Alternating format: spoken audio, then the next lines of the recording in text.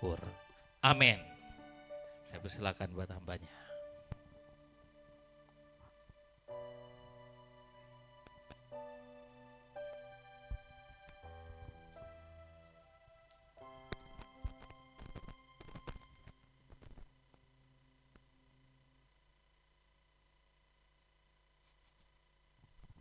Shalom Bapak Ibu Saudara yang dikasihi Tuhan, selamat pagi, bagaimana kabarnya? Iya, luar biasa ya, menikmati sepanjang hari dari kemarin panasnya luar biasa di Palangkaraya dan kita mengucap syukur ini bulan Maret ya. Saya tidak sadar kalau biasanya akhir bulan itu tanggal 29, 30 atau 30, 31, ternyata ini tanggal 1 Maret.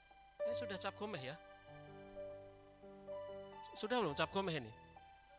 Belum. Tanggal berapa cap gomeh? Oh 2 hari lagi, berarti sudah pada siap lontong sayur semua ya saudara. Ya puji. Oh iya puji Tuhan, haleluya, haleluya, haleluya. Sudah siap lontong sayurnya ya saudara. Dapat berkat yang luar biasa. Kita aminkan saudara-saudara ya. Amin. Ya, masuk di bulan Maret ini, tadi malam ya ada yang memberitahu, Pak, yang dikasih itu biasanya harusnya kan kabar baik. Yang dikasih tahu, Pak, ini sudah mulai perang, Pak. Jadi Amerika sudah menembakkan peluru ke Iran, saudara-saudara, dan dibalaslah itu akhirnya juga Qatar, Dubai, UEA juga. Jadi ini sudah situasinya sepertinya sudah sangat tidak baik, dan apakah tidak terpengaruh di Indonesia? So pasti ada pengaruhnya juga. Jadi kalau ada yang mau berangkat ke Dubai, kira-kira pikir dulu lah, ulang dulu lah sih. Kecuali situ berani bayar pilotnya lebih lah itu kalau mau terbang ke sana. Bapak Ibu Saudara yang dikasih Tuhan, jadi tadi sedikit ada berbincang-bincang dengan Pak Gembala tentang situasi saat ini, dan ini juga sepertinya kondisi sepertinya juga tidak baik. Dan banyak hal yang bisa terjadi, terutama kehidupan kita sebagai orang percaya.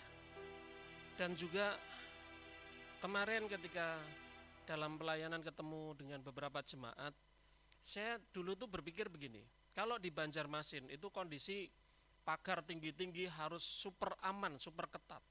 Jadi berapa waktu yang lalu depan rumah saya dicongkel orang di situ.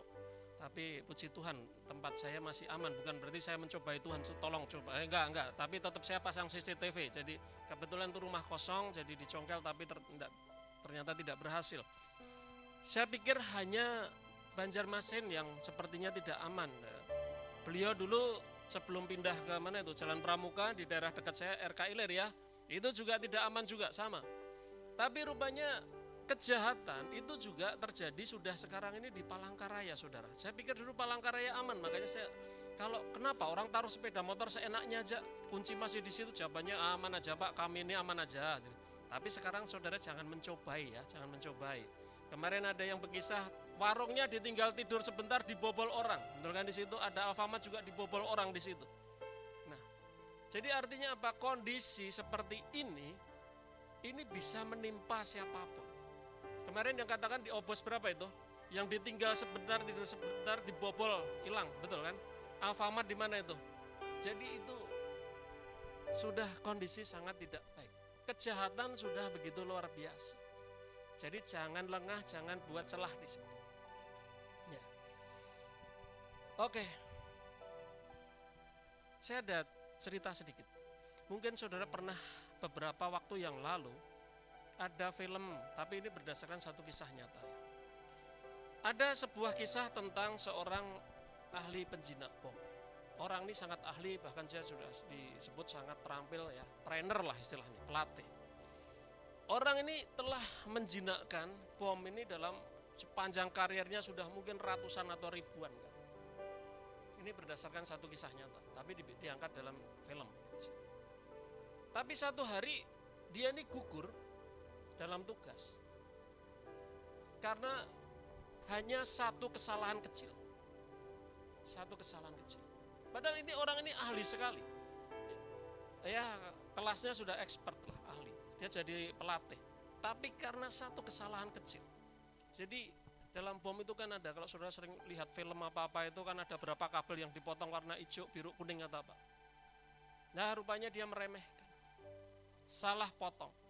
Satu mekanisme memicu yang kelihatannya sangat sederhana, namun sangat mematikan. Salah potong, meledaklah.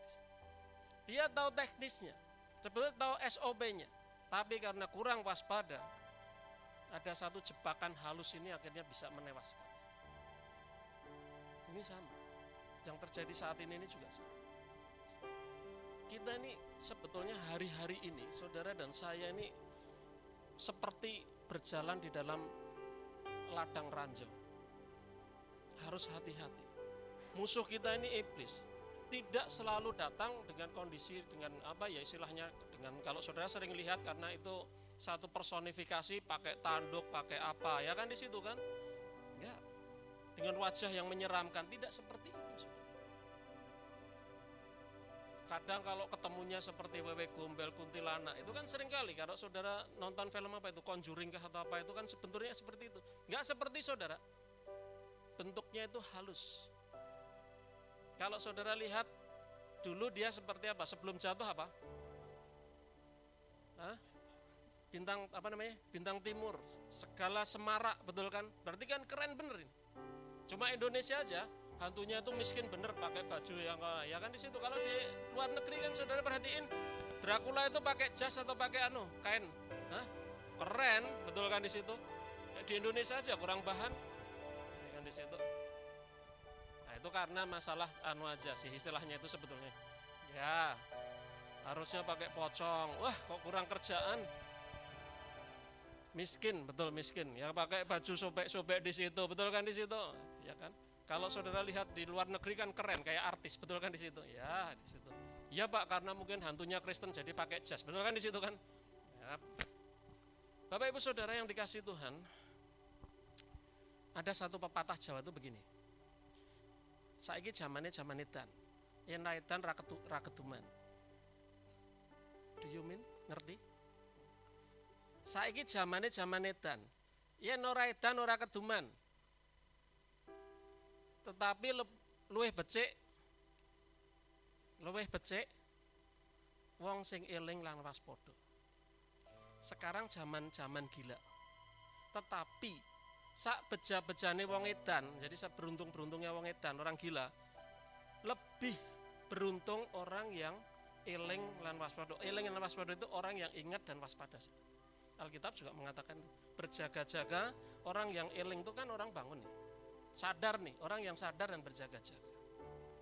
Nah, ini penting sekali. Nah, ini pepatah Jawa ya, pepatah Jawa aja bisa istilahnya mungkin terinspirasi dari apa namanya filsafat Jawa itu terinspirasi dari Alkitab. Betapa hebatnya Alkitab. Ya. Yuk kita belajar bersama-sama, kita buka di Matius 4. Matius 4.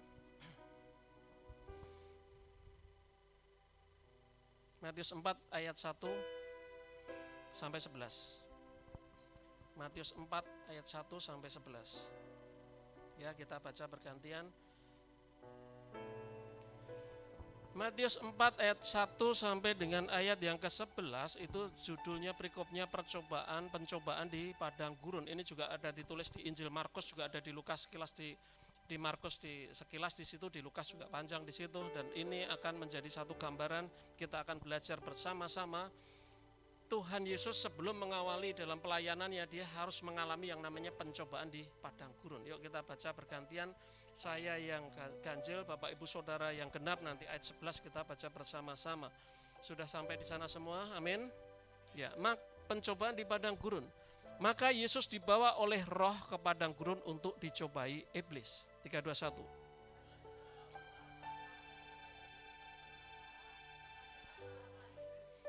Lalu datanglah si pencoba itu dan berkata kepadanya, jika engkau anak Allah, perintahkanlah batu-batu ini menjadi roti.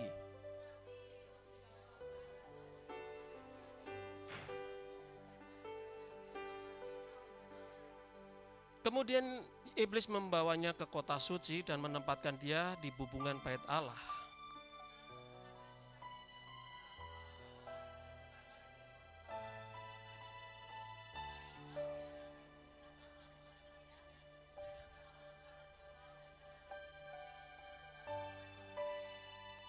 Yesus berkata kepadanya, ada pula tertulis, janganlah engkau mencobai Tuhan Allahmu.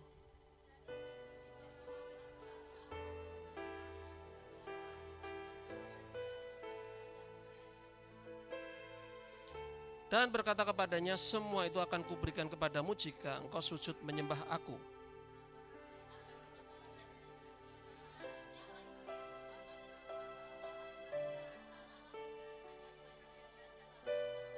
Tiga, dua, satu. Lalu iblis meninggalkan dia dan lihatlah malaikat-malaikatnya melayani. Oke. Ayat nasnya di ayat yang pertama, maka Yesus dibawa oleh roh ke padang gurun untuk dicobai iblis. Jadi kalau di dalam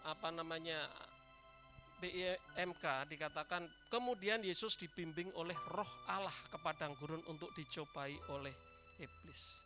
Jadi IMP dikatakan kemudian Yesus dipimpin oleh roh ke padang gurun untuk dicobai oleh iblis ya.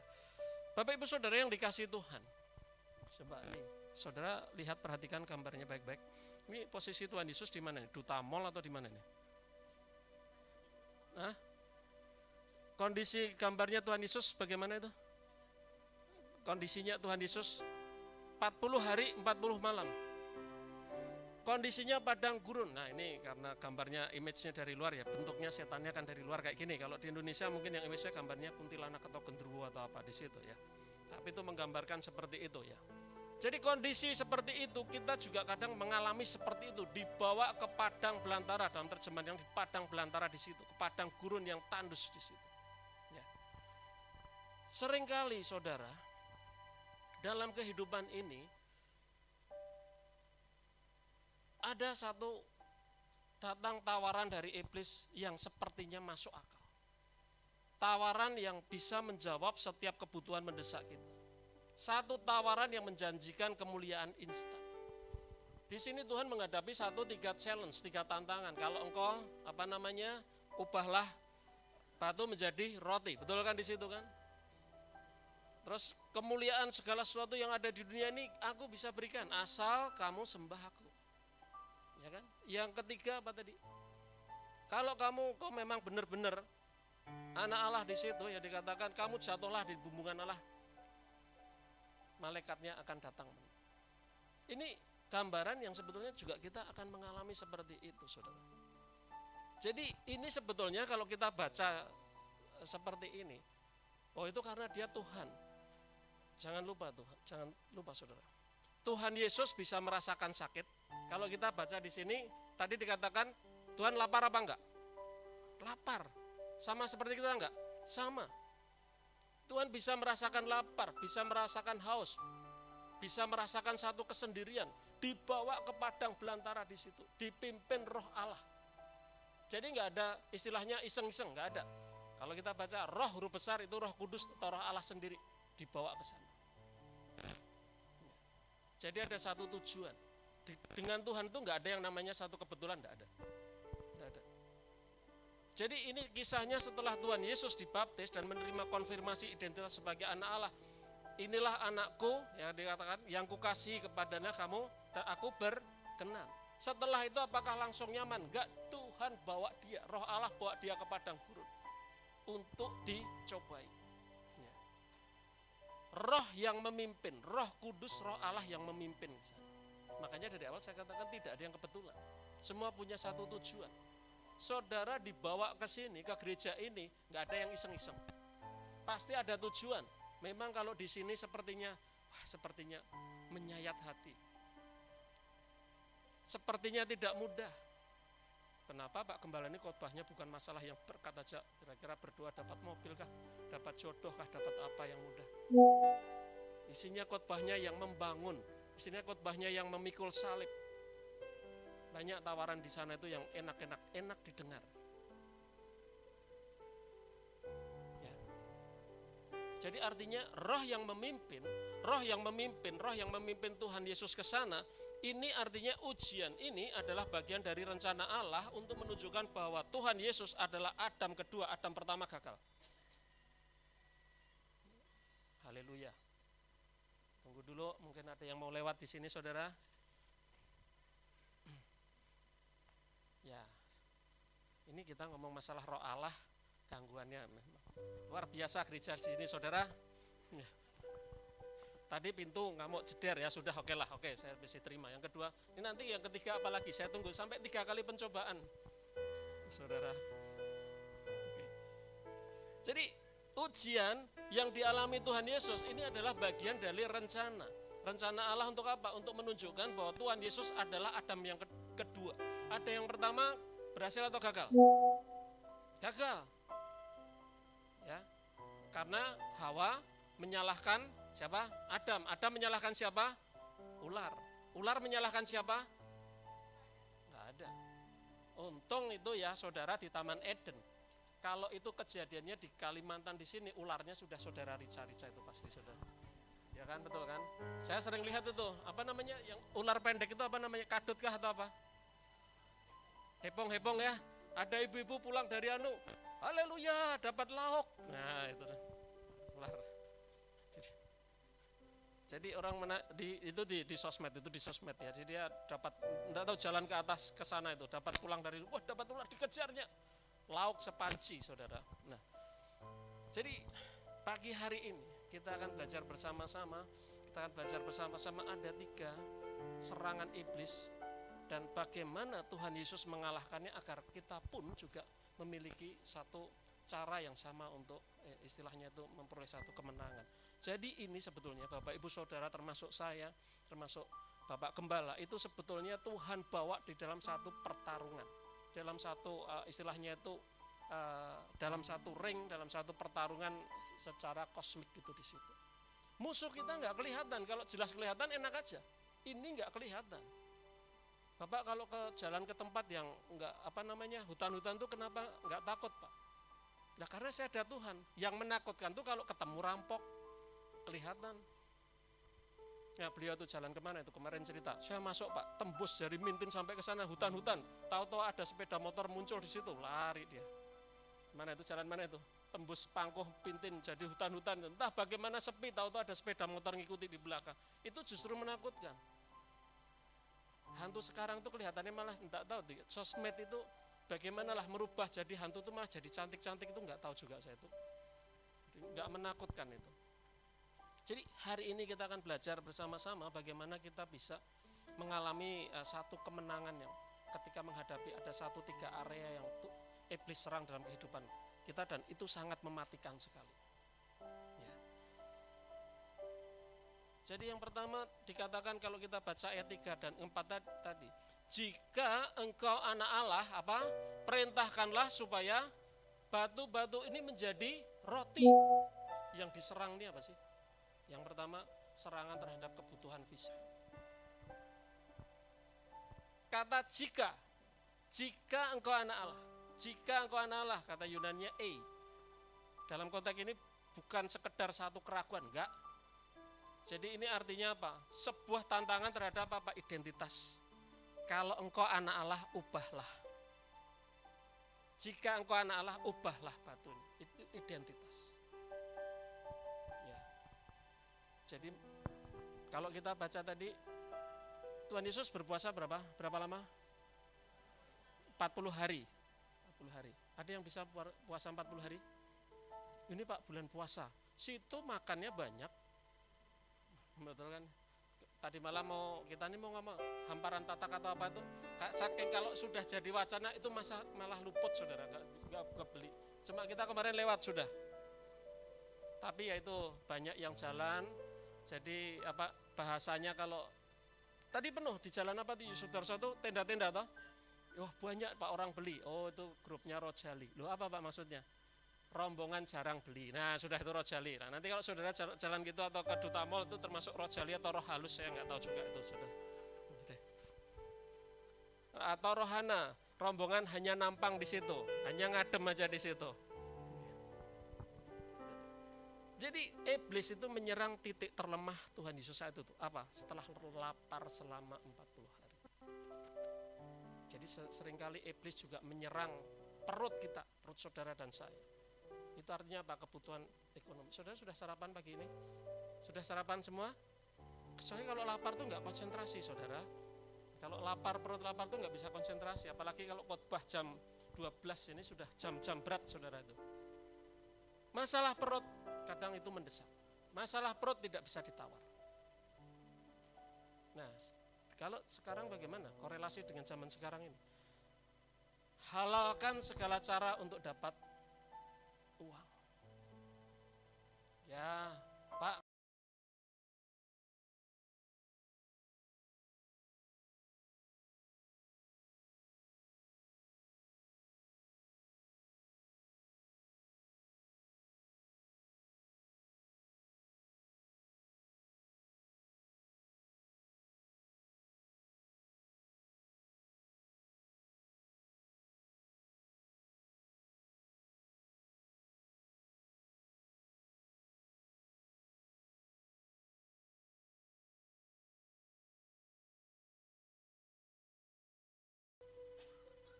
Ini namanya urusan perut lebih dari apa. Oh, ini ada di Banjar ada nih. Begitu ada besannya datang, mantunya datang, ya karena kaya, ibadahnya pray dulu. Kalau di sini nggak ada, ini mau besannya datang, mantunya hadir semua di sini. Sini baik. Di Banjar banyak ya, Bu ya, Banjar banyak. Di sini mau besan datang kah, mantu datang kah, yang sugih, yang penting datang dulu lah, yang penting di situ. Ya, baik-baik aja kalau di sini baik. Kalau di Banjar banyak seperti itu banyak. Jadi pray dulu Pak. Jadi ibadahnya nanti aja nggak apa-apa. Jadi ini masalah perut. Ini seringkali ya sedikit-sedikit. Inilah justru yang sedikit ini, itulah yang bisa jadi celah. Tapi Tuhan menjawabnya dengan apa? Ya, ada tertulis manusia hidup bukan dari roti saja. Jadi cara mengalahkannya bagaimana? Yang pertama itu dengan firman Tuhan juga. Loh, Tuhan mengutip dari mana ini? Manusia hidup bukan dari roti saja. Itu kan dari firman juga. Ulangan 8 ayat 3. Kan jawabnya di situ. Ulangan 8 ayat 3. Jadi ia merendahkan hatimu, membiarkan engkau lapar dan memberi engkau makan mana yang tidak kau kenal dan yang juga tidak dikenal oleh nenek moyangmu, untuk membuat engkau mengerti bahwa tuh manusia hidup bukan dari roti saja, tetapi manusia hidup dari segala yang diucapkan Tuhan. Ya kan? Ya tadi pagi ngobrol sama Pak Gembala ya tentang berkat Tuhanlah yang menjadikan kaya. Sia-sia engkau berjaga-jaga sepanjang malam. Tuhan akan memberikan berkatnya pada orang yang dikenannya, bahkan pada waktu tidur, saudara. Makanya kalau ngomong, wah bekerja keras Pak, demi ini saya ada proyek Pak, nanti pelayannya pray dulu Pak, pas dulu, skip dulu. Saudara kelihatannya mengejar di situ, saudara kehilangan yang besar. Itu yang disebut sebetulnya, berarti bukan berarti nggak boleh bekerja. Bekerjalah, tetapi ada waktunya untuk Tuhan, waktunya untuk bekerja. Saudara harus paham tentang hal ini. Jadi kebenarannya di mana? Filipi 4, kalau tadi di perjanjian lama, berkat Tuhanlah yang menjadikan kaya. Kerja keras sepertinya tidak menambahi segala sesuatu. Kalau wah Pak saya harus kerja keras, ya mohon maaf, tukang becak, pemulung, pekerja yang di pelabuhan itu kurang keras apa pekerjanya? Ya kan? Tetapi ada satu cara yang berbeda dari Tuhan. Filipi 4:19 dikatakan, Allahku akan memenuhi segala keperluanmu menurut kekayaan dan kemuliaannya dalam Kristus Yesus. Allahku akan memenuhi segala apa? Keperluanmu. Ya, mohon maaf, saya ini sampai istilahnya ini kalau ada jemaat yang telepon ini saya was-was benar saya ini. Pak di rumah, ya. Ayo kita makan ya Pak ya. Padahal tadi sudah makan. Nanti malam Pak ada di rumah, ya jelas toh malam di rumah. Ayo kita cari sate ya Pak ya. Wah ini aku nih istilahnya ini berusaha keras untuk supaya hidup sehat ya, lari jalan kaki, makanya pakai istilahnya itu segala sesuatu supaya apa ya, seperti Rasul Paulus, aku melatih diriku sedemikian rupa supaya tidak tertolak. Begitu makan sate babi ya, sate apa itu, sate kambing ya sudah high kolesterol. Jadi artinya apa? Kadang juga apapun yang kadang kita inginkan, Tuhan bisa sediakan di situ, memenuhi segala keperluanmu. Ya, menurut menurut kekayaan dan kemuliaannya di dalam Kristus. Jadi kalau yang pertama, istilahnya serangan terhadap kebutuhan fisik. Serangan yang pertama itu mau pendeta pun juga tidak kebal akan hari ini, ya kan di situ. Yang kedua, serangan terhadap keangkuhan dan manipulasi iman. Ini yang juga berbahaya sekali. Yang kedua, pencobaan yang kedua dikatakan dalam ayat 5 sampai ayat 7. Iblis membawa Yesus kemana? Ke bubungan bait Allah dan berkata, jatuhkanlah dirimu. Nah, jadi ini coba perhatikan baik-baik. Perhatikan baik-baik. Ini kalau kita perhatikan, iblis sangat licik sekali. Sangat licik sekali. Ia juga mengutip loh. Jangan saudara kira dia tidak ngerti tentang Alkitab. Ngerti tentang Alkitab loh. Dia paham loh. Kalau saudara berdebat, saya kemarin heran ya, yang ujung jalan Temenggung Tilung tuh ada bangunan apa itu? CW. Nah, saudara berdebat dengan dia, kalah saudara. Kalau pendeta pun tidak benar-benar, ya istilahnya cuma adu ego, kalah dia. Tetapi saya cuma berpegang pada ini. Lawanlah dia dengan iman, dengan firman Tuhan. Oke, tapi saya mau berdoa dulu ya. Oke, kita mau ngobrol boleh. Tapi saya berdoa pakai Alkitab saya dan saya pakai nama Tuhan Yesus. Dia pasti minggir. Tidak dilanjutin lagi. Kalau saudara, wah debat-debatan, debat kusir, saudara bisa kalah saudara. Dia bisa mengutip loh. Tak buktiin di sini. Mazmur 91 ayat 11-12. Coba buka Mazmur 91. Ini iblis pakai ayat ini. Sama. Sebab malaikat-malaikatnya akan diperintahkan kepadamu untuk menjaga engkau di segala jalanmu. Mereka akan menatang engkau di atas tangannya supaya kakimu jangan terantuk kepada batu. Pakai ayat di situ. Iblis pakai ayat itu untuk melawan Tuhan, untuk menguji Tuhan. Ya kan? Nah, ini sama kadang kita, ayo Pak, ada juga ini teman-teman sudah tahu asam urat, diajak, wah ini karena nyaman ini.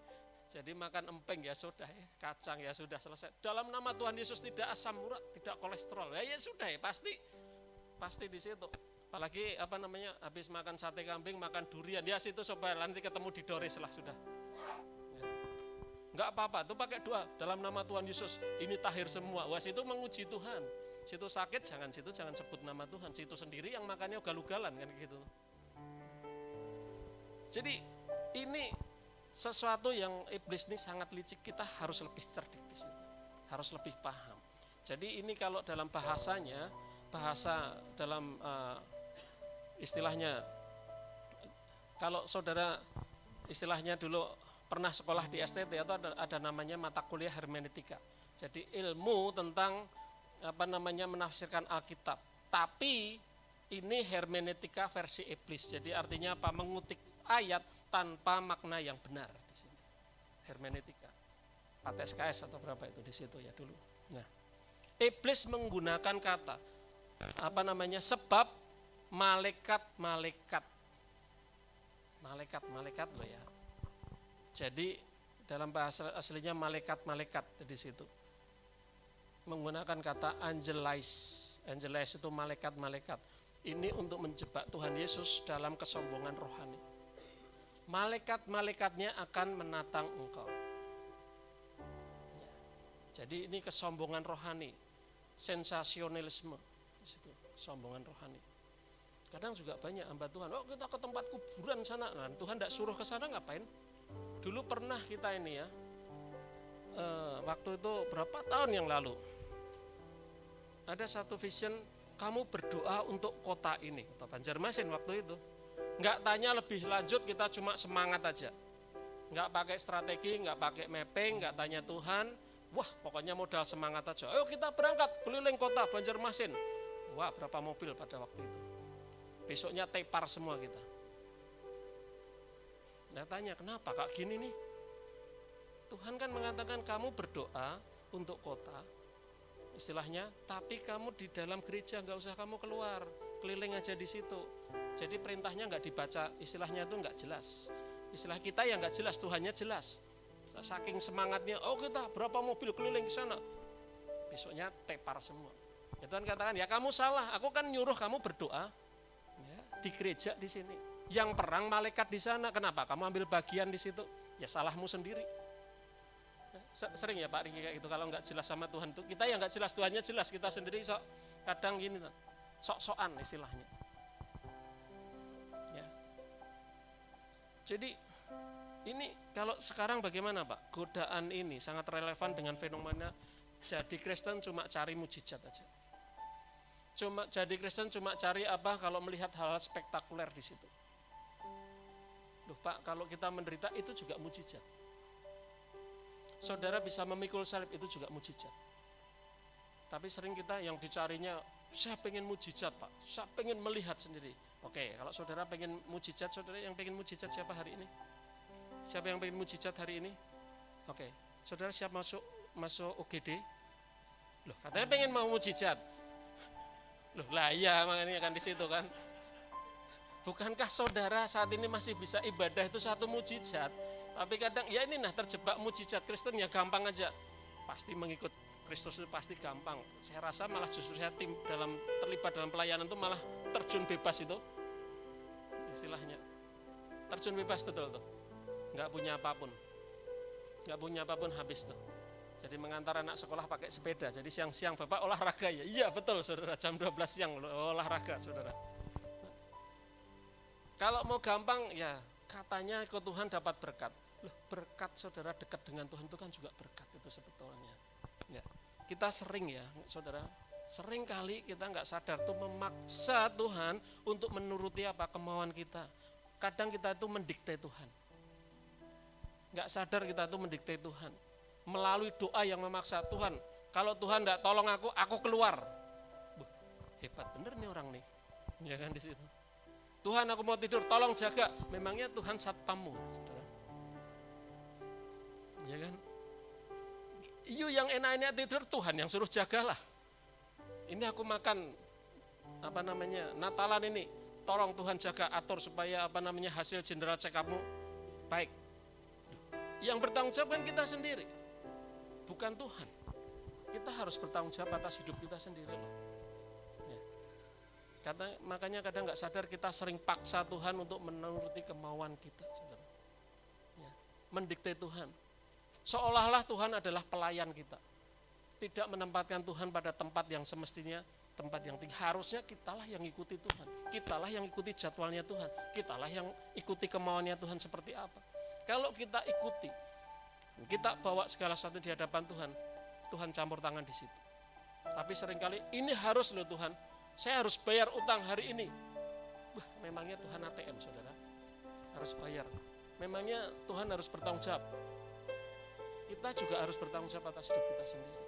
Disitulah letak celahnya di situ. Kita mencobai Tuhan dengan melakukan tindakan konyol dan kita berharap Tuhan yang membereskan. Saudara hidup ngawur, istilahnya saudara hidup tidak menjaga benar-benar, tapi ketika ada masalah minta Tuhan yang membereskan. Ya kalau ada masalah biasa Pak Gembala atau yang membereskan. Kadang ada jemaat yang nggak pakai SIM ditangkap polisi, pendetanya yang turunlah membereskan di situ. Itu saya pernah tuh ngalami dipanggil polisi gara-gara ada jemaat yang ditangkap. Untungnya lain kali ya Pak ya. Ini sekali ini karena ya saya kenal Bapak, ini anaknya saya lepaskan ya. Ya karena apa? Ya itu karena apa? Istilahnya dibenarkan, tapi jangan sampai yang kedua kali lah istilahnya. Situ yang salah, kita yang bertanggung jawab kan kayak gitu. Kita yang enggak bertanggung jawab. Makanya seringkali kalau berhenti di perempatan, ini tadi baru saya ngomong sama Amang. Itu biasanya mobil terus saja, Yustra. Situ janganlah. Pertigaan Galaksi itu loh, set dibaca itu loh. Jalan lurus ikuti stopan gitu, situ jangan. Nanti kalau ditangkap Pak Riki yang repot ini di situ. Mobil boxnya. Pak, ini tolong Pak ditangkap polisi di situ. Pak Riki lah yang datang di situ lah, waduh nih. Nah, situ yang istilahnya yang melanggar betul kan di situ, tapi kadang seperti itulah kadang gambarannya. Ya. Ketika iblis tawarkan ya di situ, jatuhkanlah dirimu. Ya kan di situ. Tuhan jawabnya pakai apa? Juga pakai ayat. Sama pakai ayat. Ya kan di situ. Janganlah Ulangan 6 ayat 16 dikatakan, janganlah engkau mencobai Tuhan Allahmu. Ya. Janganlah kamu mencobai Tuhan Allahmu seperti kamu mencobai dia di masa. Itu dari Ulangan 6:16. Mencobai di masa dan Meribah. Itu mencobai Tuhan Allahmu. Kita ini seringkali nggak sadar mencobai Tuhan. Mencobai Tuhan. Nggak sadar. Nah, yang kedua ini tadi dikatakan apa tadi? Serangan terhadap keangkuhan dan manipulasi. Iman kita dimanipulasi di situ. Yang ketiga, serangan terhadap kekuasaan dan ada satu kompromi. Seringkali ayat 8 dan 10. Ayat 8 10 iblis katakan bagaimana? Semua itu akan kuberikan kepadamu jika engkau sujud menyembah. Sekarang ini katanya banyak orang yang cari kemana? Ke Gunung Kawi, ya betul ya, cari pesugihan, sujud menyembah. Apa yang dilakukan oleh Tuhan, dia juga tiru. Apa yang kalau Tuhan katakan persembahkanlah hidupmu, dia juga minta persembahan. Kalau Tuhan selamatkan satu jiwa, dia juga minta jiwa. Satu-satunya originalitas dari iblis itu cuma apa? Dusta sama kejahatan. Apa yang Tuhan kerjakan bagus, iblis bisa ubah. Angka 7 bagus enggak? Bagus. Bentar lagi ada yang 7 bulanan ini acara ini. Bentar lagi ada 7 bulan, padahal 7 bagus. Ya, artinya enggak pakai bunga kembang telon, bunga 7 rupa enggak ya, istilah. Angka 7 bagus, tapi juga dia pakai angka 7. Betul kan, itu sama. Ditirunya semua. Kalau ini Tuhan puasa 40 hari di dalam filsafat Jawa ada juga puasa 40 hari juga sama. Ditirunya persis sama. Tujuannya apa? Supaya kehilangan jiwa. Hati-hati, dia bisa memanipulasi itu di situ. Jadi artinya begini, semua itu akan kuberikan padamu jika engkau sujud menyembah aku. Iblis menawarkan jalan pintas, shortcutnya di situ. Tuhan Yesus ditakdirkan menerima kerajaan, tapi melalui apa? Jalan salib. Menerima kerajaan, tapi melalui apa? Via dolorosa, melalui penderitaan, melalui jalan salib di situ. Iblis menawarkan kerajaan tanpa salib. Syarat mengikut Tuhan apa? Memikul salib, membayar harga, mengikut kehendak Tuhan. Mengikut kehendak Tuhan itu mudah atau gampang atau susah? Yang susah siapa, tolong angkat tangan? Mengikut Tuhan itu, mengikut kehendak Tuhan itu gampang atau susah? Yang susah tolong angkat tangan. Yang gampang tolong angkat tangan. Ya enggak ada ya, puji Tuhan, haleluya. Gampang Pak, situ cobalah. Situ coba. Jadi menawarkan kerajaan tanpa salib. Asal apa tadi katakan? Engkau sujud menyembah. Menyembah itu bahasa Yunaninya proskinesis, menyembah. Menyembah itu berarti sujud sebagai tanda tunduk. Apa yang Tuhan lakukan, iblis juga tiru. Asal kamu sujud menyembah. Sama. Jadi ini adalah shortcut dunia modern ini. Tanpa kerja keras, sukses tanpa kerja keras, kaya tanpa kejujuran, jabatan dengan mengorbankan iman. Asal kamu pindah statusnya, tulis KTP aja, kamu pasti akan naik jabatan. Dulu almarhum papa saya istilahnya pernah ditawari, kamu jadi kepala tapi kamu tulislah, pindah pakai peci dan di situ tulis agama. Tapi sejak itu dia juga enggak mau. Ya mentok aja sudah. Tapi saya belajar kamu tetap iman terus. Jangan sampai kamu pindah keyakinan di situ. Sering kali. Mungkin karena pasangan hidup. Om ini karena keren, bolehkah saya pindah? Saat itu juga selesai hidup. Karena kayaknya enggak ada jodoh lagi om. Adanya cuma dari hak seberang. Di sini enggak ada ya. Aman aja ya. Aman aja. Soalnya kan kemarin saya pelayanan tak tanyain, saya begitu semangat, ambil perjamuan untuk bapak, bapaknya seberang. Oh ya situ ibu berdoa aja supaya bapaknya dijamah Tuhan. Ada 2 ya bu ya? 2. Jadi rupanya menikah karena apa? Karena beda keyakinan. Jangan ya dik ya, jangan. Nah, minta sama Pak Gembala supaya dapat pasangan yang sepadan ya.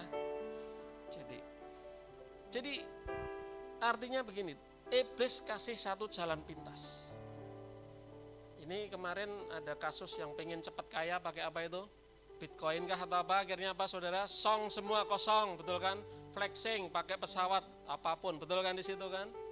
Siapa itu yang kemarin ditangkap ini? Siapa itu? Orang Indonesia itu? Yang akhirnya korbannya banyak kayak trading di situ?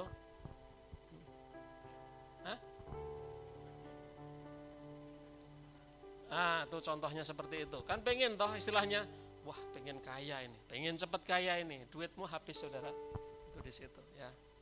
Nggak ada ceritanya. Kalau memang pengen istilahnya main saham di situ, yang orang-orang dari dunia Warren Buffett, terus siapa ini kalau apa namanya di Indonesia itu ada siapa namanya Lee Kong Hee, itu mulainya nggak cuma instan, puluhan tahun di situ. Ini kan orang anak-anak muda kan sekarang, wah saya ikut trading Pak, habis duitmu. Ya di situ. Jadi akhirnya apa ini? Iblis ini sering berkata begini, kamu bisa jadi tetap Kristen asal sedikit kompromilah, sedikit main kotor di sinilah. Sedikit aja. Mulai kan sedikit, lama-lama jadi. Kadang kekristenan kadang ada sinkretisme seperti itu. Ada kompromi. Enggak apa-apa Pak, ini kan kalau di atas sana itu, kalau pas di daerah atas sana, loh ini apa Bu? Di rumah ini kok kayak ada ancak? Enggak apa-apa, ini kawan kami, penjaga kami. Setan aja enggak kamu undang datang, apalagi kamu bikinkan topos tempat di situ. Ada biasanya apa? Bulu landak, terus apa? Kulit apa tuh? Apa? Siong babi, terus apa lagi? Ada bulu apa di situ, terus ada kayak kopi, ada wah enak kopi diminum tadi, minum kopi dikasih persembahan di situ. Setan nggak kamu kasih tempat aja dia datang, apalagi kamu bikinkan ancak. Tapi saudara, anehnya ya sinkretisme ini Kristennya sudah lama loh, turun temurun. Lukisannya Last Supper tuh gedenya sepintu itu loh. Wah kalau nyanyinya kencengnya luar biasa, tetapi satu hal, nggak apa-apa Pak, kami penjaga kami akhirnya apa, anaknya kerasukan semua yang satu desa itu. Itu padahal mayoriti 90% Kristen. Itu di atas sana tuh, daerah Kurun sana tuh. Nah, jadi Tuhan jawab, enyahlah iblis, engkau harus menyembah Tuhan Allah.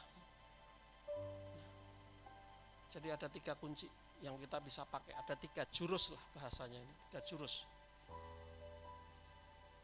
Lawan keinginan daging dengan firman Tuhan, dengan firman tentang kedaulatan Tuhan. Bukan roti tapi firman. Lawan keinginan daging dengan firman. Itu di situ. Lawan keangkuhan rohani dengan kerendahan hati. Jangan mencobai tapi taat dengan Tuhan di sini. Lawan kompromi dunia dengan apa? Dengan ketegasan penyembahan. Hanya Tuhan, bukan berhala jabatan di situ. Kalau saudara, loh berhalanya bukan setan Pak, bukan. Berhala itu, berhala modern, mamun modern itu bisa jadi hobi saudara, kesibukan saudara, yang merebut kasih saudara dari Tuhan. Pelayanan yang, bukan pelayanan salah, enggak. Tetapi ada juga pelayanan ini, istilahnya ini sampai, istilahnya ini keluarga sendiri ini, istilahnya sampai bahasa Jawa ini sampai keter. Sampai apa? Keter itu bahasanya apa ya? Murad marid, betul lah, murad marid. Sampai tidak terurus. Sampai tidak terurus. Saya pernah hampir mengalami yang ketiga ini. Pelayanan terus-terus, apalagi bulan-bulan Desember itu padat jadwal. Cuma ini aja saya istilahnya sefrekuensi sama gembala saudara.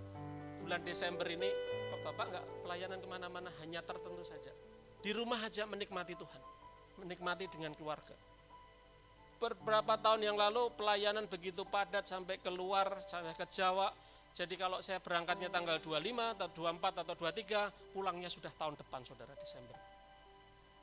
Mungkin saya bisa bawa sukacita, bisa bawa kegembiraan, bawa satu apapun lah di luar sana. Tetapi di rumah sendiri memandangi pohon kosong.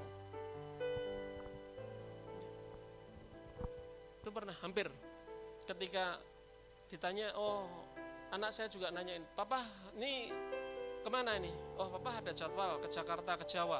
Pulangnya kapan?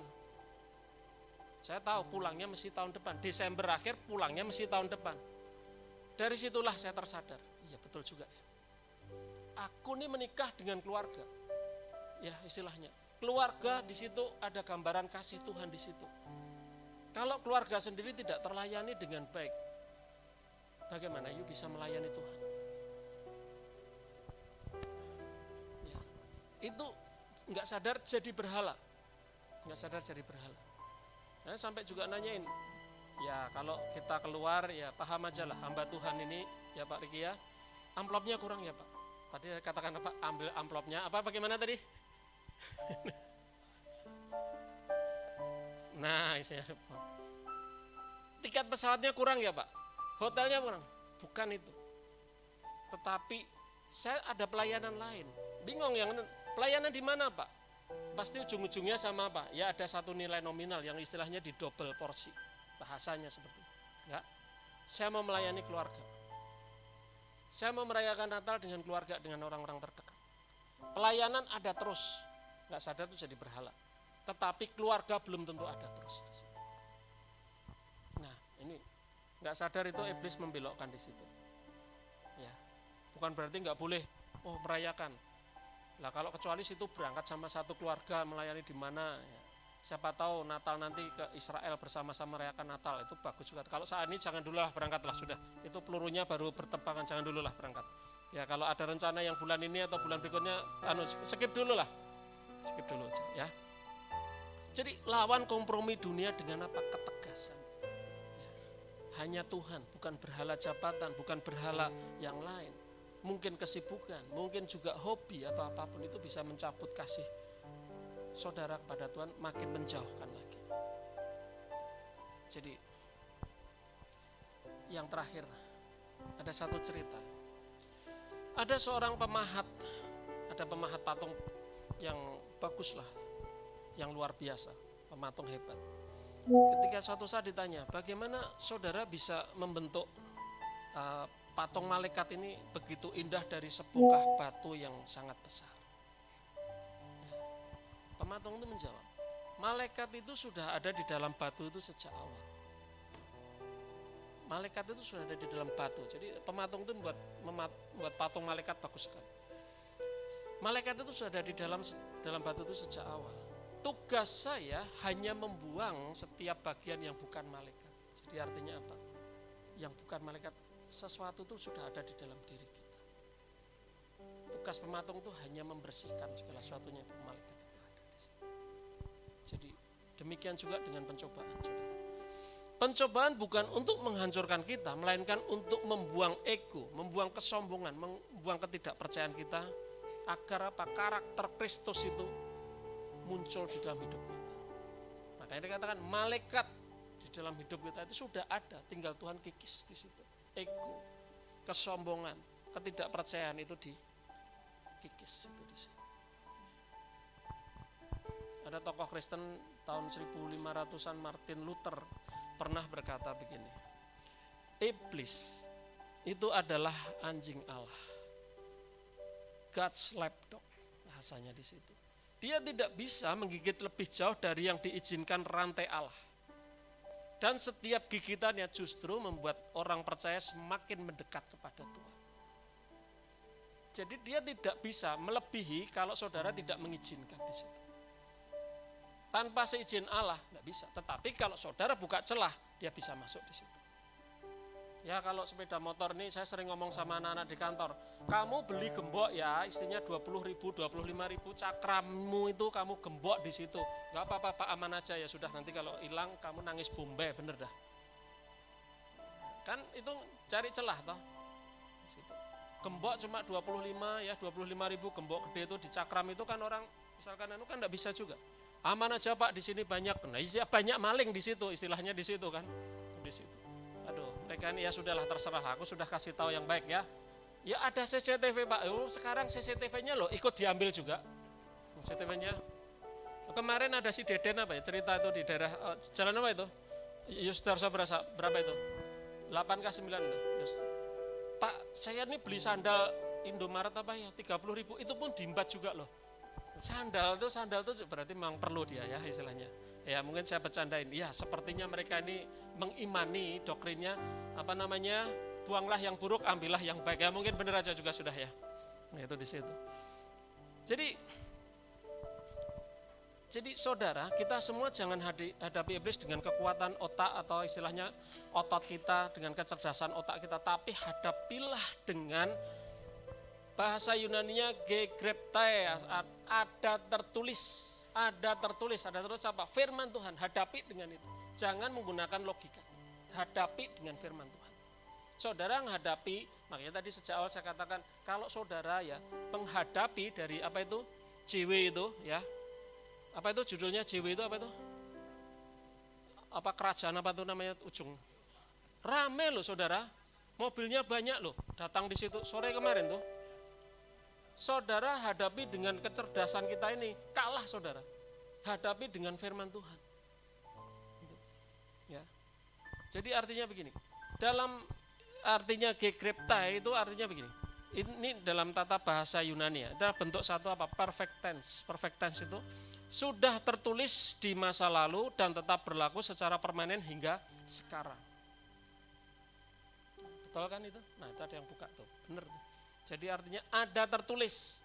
Firman Tuhan tertulis di masa lalu dan tetap berlaku sampai secara permanen hingga sekarang. Firman Tuhan.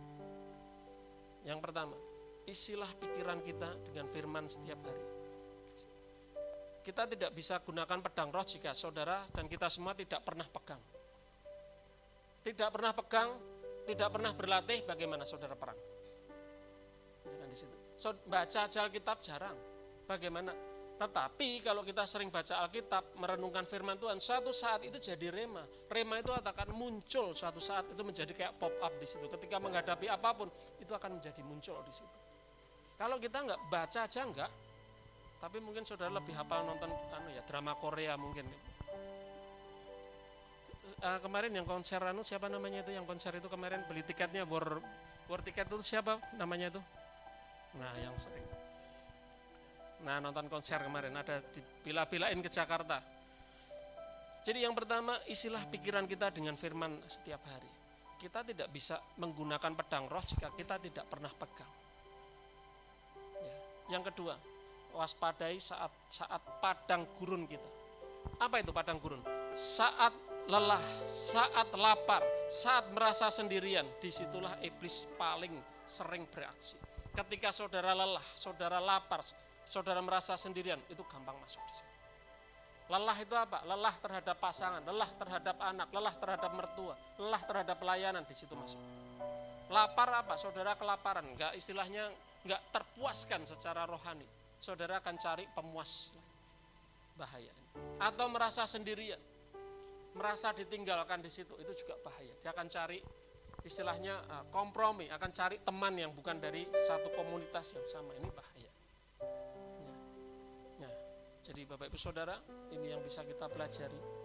Ya, biarlah ini kita renungkan bersama-sama menghadapi masuk di kuartal yang pertama bulan Maret ini. Biarlah ini menjadi satu pengingat kita. Ingat ya, iblis bekerja 24 jam. Waktu saudara tidur, itulah sebetulnya titik terlemah kita. Waktu kita tidur, titik terlemah kita. Kalau kita tidak memprotek dengan firman Tuhan, iblis bekerja, kalau Tuhan bekerja sampai saat ini, dia juga bekerja 24 jam sama. Cari titik terlemah. Ya, nanti minggu depan waktu yang baik. Kita sampaikan tentang waktu yang baik. Waktu yang baik menurut siapa? Menurut iblis itu kayak apa? Ya. Oke, tutup Alkitab saudara. Allah Bapa, di dalam nama Tuhan Yesus, terima kasih atas teladan kemenangan-Mu di padang gurun Tuhan. Kami sadar bahwa kami lemah dan sering jatuh di dalam godaan kenyamanan, di dalam kesombongan dan kompromi. Namun pagi hari ini kami diteguhkan, dikuatkan bahwa di dalam Engkau kami lebih dari pemenang. Biarkan ketajaman rohani kami untuk mengenali tipu muslihat dari si jahat. Urapi lidah kami dengan firman-Mu Tuhan, agar saat pencobaan datang kami mau berkata ada tertulis gekreptai. Biarkan hidup kami hanya menjadi bisa menyembah Engkau saja, tidak sujud kepada berhala dunia ini. Urapi kami Tuhan dengan kekuatan baru. Juga urapi jemaat-Mu yang ada di tempat ini. Urapi jemaat-Mu di tempat ini Tuhan, dan juga Bapak Gembala, Ibu Gembala, genap pengurus, bahkan lingkungan di tempat ini Tuhan. Dan biarlah keberadaan gereja ini benar-benar menjadi terang, menjadi garam.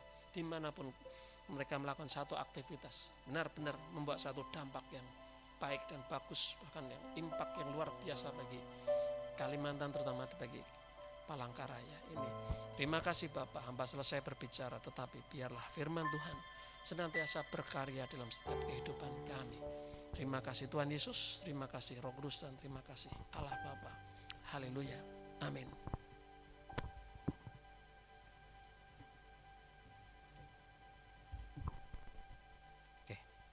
Mau diberkati, amin. Bapak Ibu Saudara, kita akan terima tubuh darah Tuhan, Saudara. Bapak Ibu Saudara semuanya, seperti yang dibilang tadi bahwa kita ini harus terus membangun hubungan kita sama Tuhan, saudaraku ya.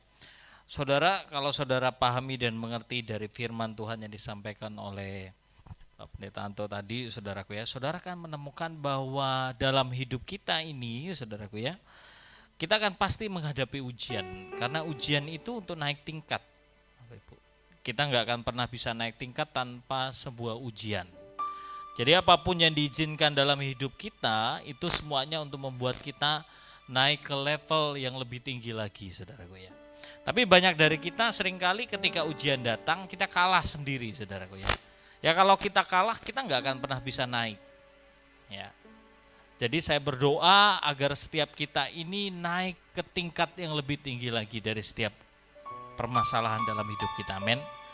Jadi kalau anak-anak Tuhan hari ini seperti yang saya sampaikan, saudaraku ya, dalam hidup ini cuma dua ya masalah yang kita hadapi. Masalah karena kebodohan kita, karena dosa kita, ya akibatnya masalah datang.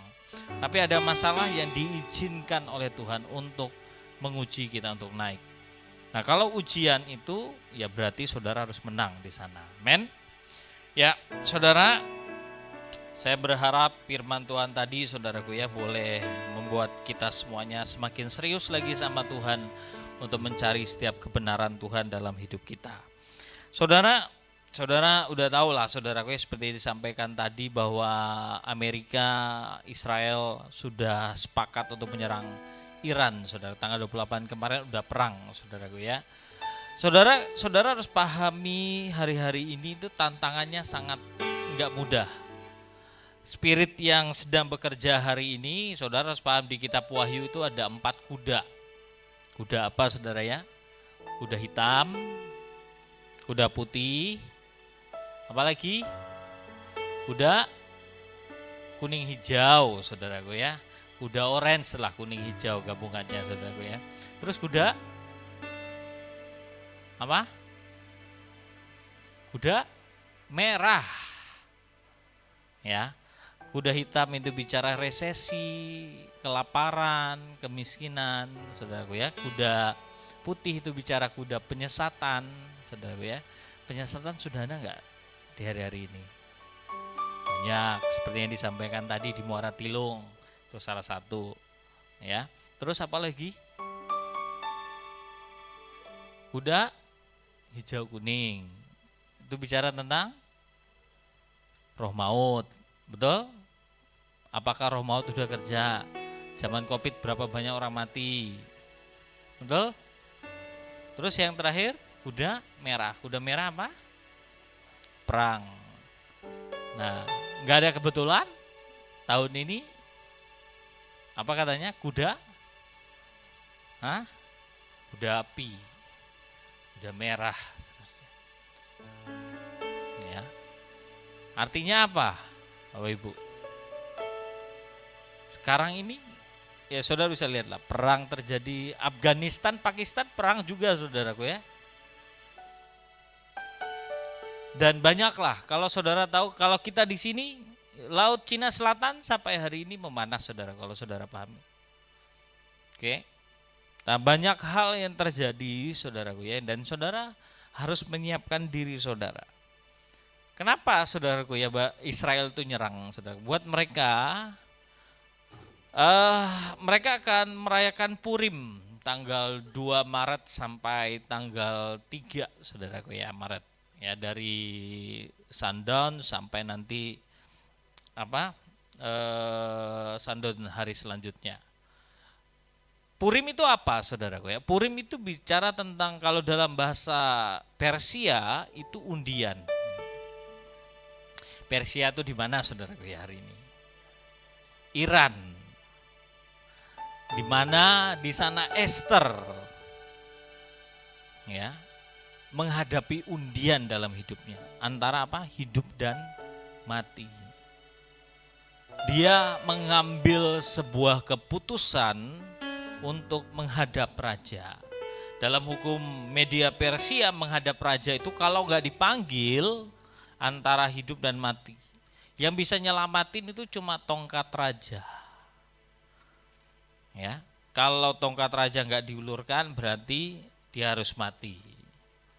Tapi kalau Tuhan memberikan anugerah dengan mengulurkan tongkatnya, dia masih boleh hidup. Makanya waktu dia menghadap, saudaraku, karena kenapa?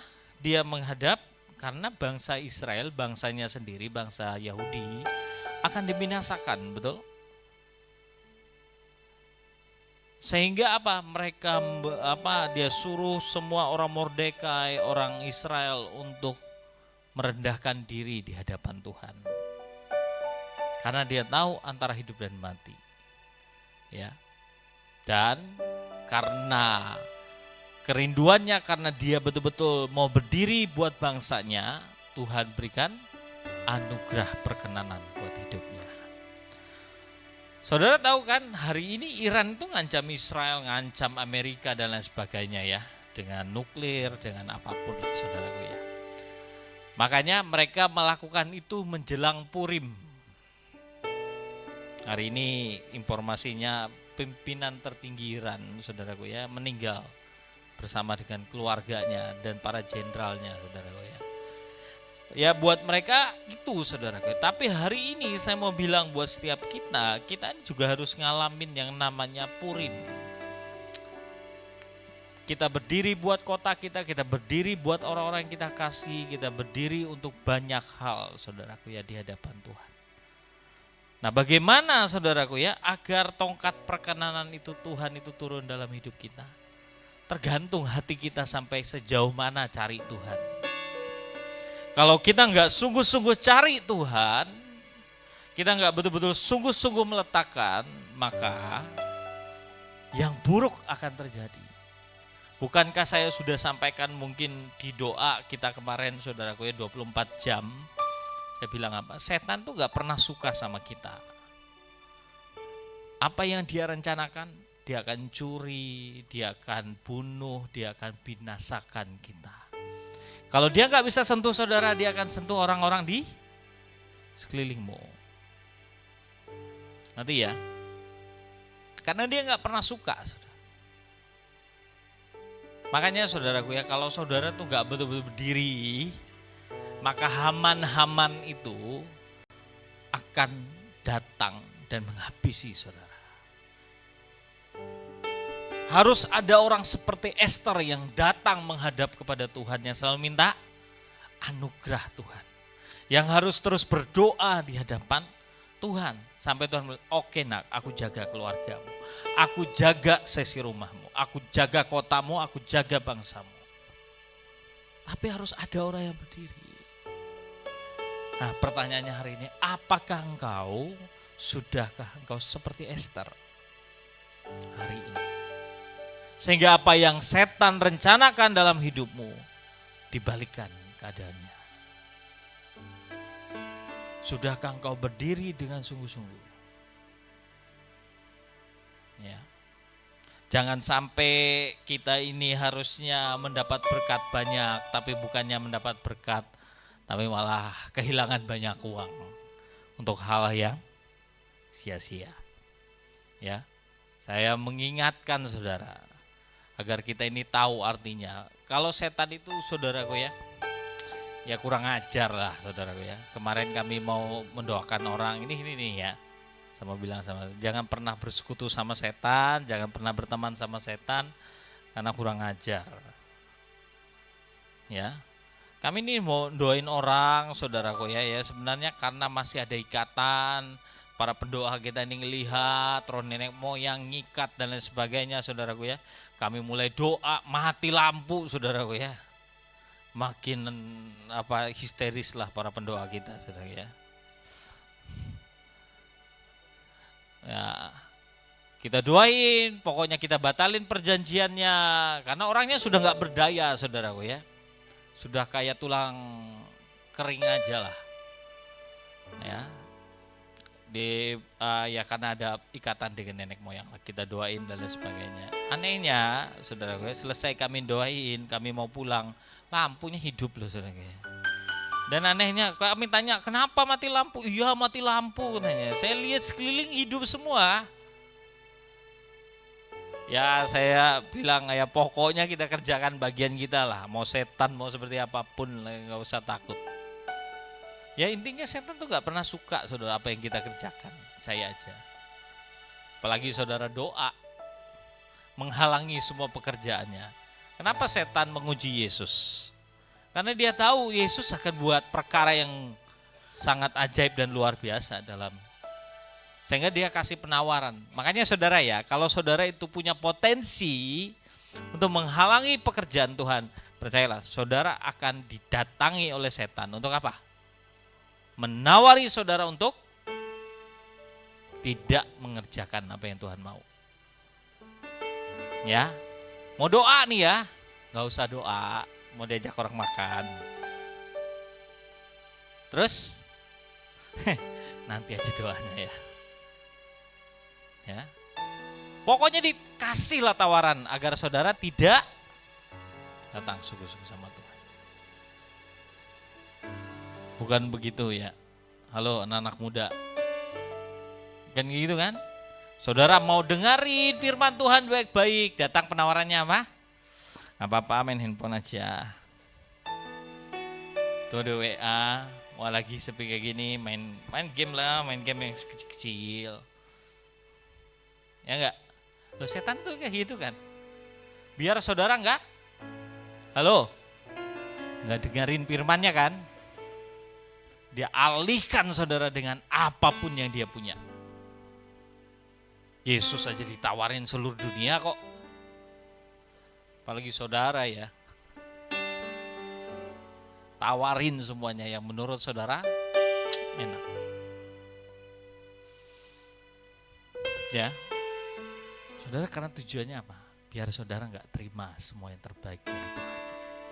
Saya berdoa tidak ada dari kita yang tidak menerima yang terbaik dari Tuhan dalam hidupnya. Ya. Jangan terbuai dengan setiap hasutan, setiap wah gak usah serius lah hari ini, santai aja. Gak usah lah berdiri buat keluargamu udah nyakitin kamu. Ngapain doain keluargamu, biar aja. Kemarin saya ada sharing sama kikinya Sian. Ada orang kalau sama orang lain biar dia dapat karmanya kata dia. Loh kamu kenapa? Bukan doain orang bertobat, doain biar orang yang nyakitin kamu biar dibalas. Ya kan? Terus Tuhan Yesus tuh baik. Kalau cuma apa? Saat dia baik sama kita. Coba kalau dia gak berbuat baik. Apa maksudnya gak memberikan sesuatu yang seperti yang kita ingini. Tetap baik kah Tuhan? Ayo. Kalau tetap aja ngalamin sesuatu yang gak enak, apakah Tuhan tetap baik dalam hidupmu? Jangan-jangan Tuhan baik itu kalau dia cuma berkati kita, apa yang kita mau dia penuhi. Kalau gak dikasih baru apa? Kita bilang apa sama Tuhan? Tuhan jahat, Tuhan gak baik. Tuhan itu baik. Gak pernah Tuhan gak baik sebenarnya. Kalau sesuatu gak dikasih dalam hidup kita karena dia tahu itu gak baik dalam hidupmu. Iya. Ayo saudaraku, kita nih harus paham dan ngerti hari-hari ini. Ingat setan itu punya tujuan yang sangat mengerikan. Jangan sampai kita terbuai. Ambil waktumu untuk kau terus berdiri sama seperti Esther. Hari-hari ini kamu harus berdiri buat keluarga. Kalau enggak, ya kemarin saya ada bilang sama seorang ibu-ibu lah yang masalah anaknya lah. Saya cuma bilang kayak gini ke anaknya. Saya cuma bilang, kamu kalau gak ada orang tuamu yang doain kamu, mungkin kamu ini udah mengerikan. Jadi kalau bapak ibu anak-anak muda di tempat ini, kalau ada ibumu orang tuamu yang sungguh-sungguh sama Tuhan, yang setiap hari doain kamu, bawa kamu di hadapan Tuhan. Kamu walaupun kamu tuh ya buat dosa masih apa, masih nggak apa-apa karena Tuhan lihat orang tuamu. Tapi kamu yang di dalam keluargamu nih ya nggak ada orang yang doain dan lain sebagainya, saudara, jangan coba main-main. Karena kalau enggak, yang mengerikan akan terjadi. Ya, itu. Makanya saudaraku, hari ini kita ini harus mengerti panggilan kita ini apa, amin. Sehingga pembalikan keadaan itu terjadi. Setan mau merencanakan kecelakaan, tapi Tuhan balikan semuanya menjadi sebuah rancangan damai sejahtera atas hidup kita. Amin. Kita akan terima tubuh dan darah Tuhan. Mari siapkan hati kita, siapkan hidup kita agar kita menerima yang daripada Tuhan. Mari saya undang kita bangkit berdiri semuanya.